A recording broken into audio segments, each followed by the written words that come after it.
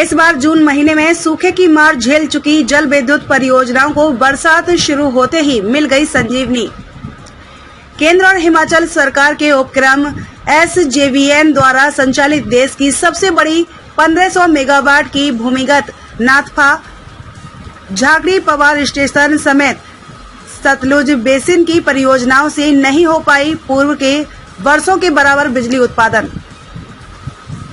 ऐसे में उत्तरी ग्रिड के 9 राज्यों को प्रचंड गर्मी में इन परियोजनाओं से नहीं मिल रही थी आशा अनुरूप बिजली। अब बरसात की दस्तक के साथ सतलुज नदी का बढ़ा है जल स्तर और बिजली भी पैदा होने लगी है आशा से बढ़कर। इस वर्ष पहाड़ों पर जून माह सूखा पड़ने और प्रतिकूल मौसम के कारण सतलुज बेसिन की जल विद्युत परियोजनाओं से विद्युत उत्पादन आशा अनुरूप नहीं हो पा रहा था। देश में कई राज्यों समेत पड़ोसी देशों में बिजली उत्पादन में लगी केंद्र और हिमाचल सरकार के संयुक्त उपक्रम SJVN की सतलुज बेसिन की जल विद्युत परियोजनाओं से इस बार लक्ष्य के हिसाब से जून माह में बिजली उत्पादन नहीं हुई,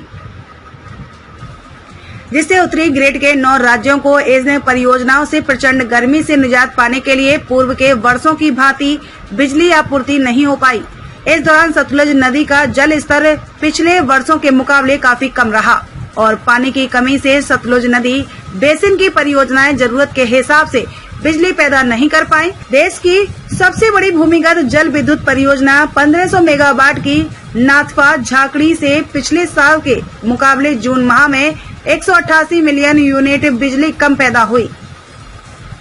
क्योंकि सतलुज नदी का जल स्तर जहां जून के महीने में अक्सर 400 क्यूमेक्स के करीब प्रति सेकंड बहाव रहता था,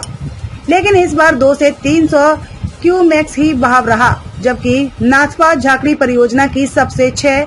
इकाइयों से बिजली उत्पादन करने के लिए 405 क्यूमेक्स प्रति सेकंड पानी की आवश्यकता होती है। सतलुज नदी में पानी की कमी से त्रस्त बिजली उत्पादनकर्ताओं को जुलाई आरंभ होते ही राहत मिली है। अब न केवल पानी का जल स्तर पिछले वर्षों के मुकाबले अधिक हुआ है, बल्कि बिजली भी जुलाई में बीते वर्षों से करीब 288 मिलियन यूनिट अधिक पैदा कर दी है। 1500 मेगावाट की नाथपा झाकड़ी व 412 मेगावाट की Rampur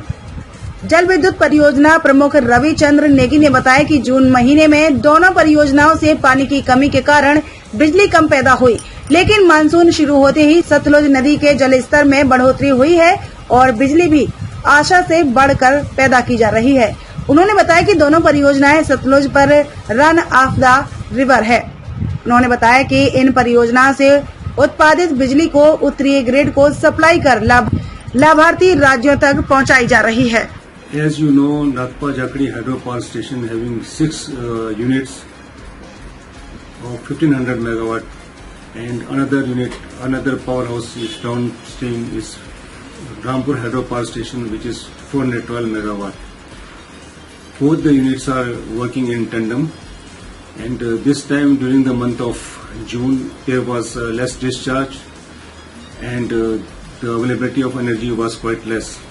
And compared to the previous years, this time in the month of June we were less by 188 million units.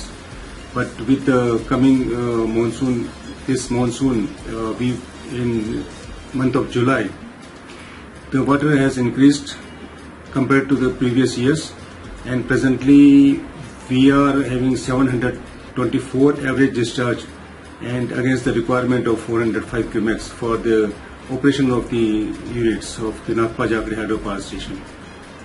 The power which is being generated is being transported to the northern grid, where the beneficiary states they get the power during these peak seasons, and we always try that the machines are maintained and outages are minimum, so that the country is sufficient in power.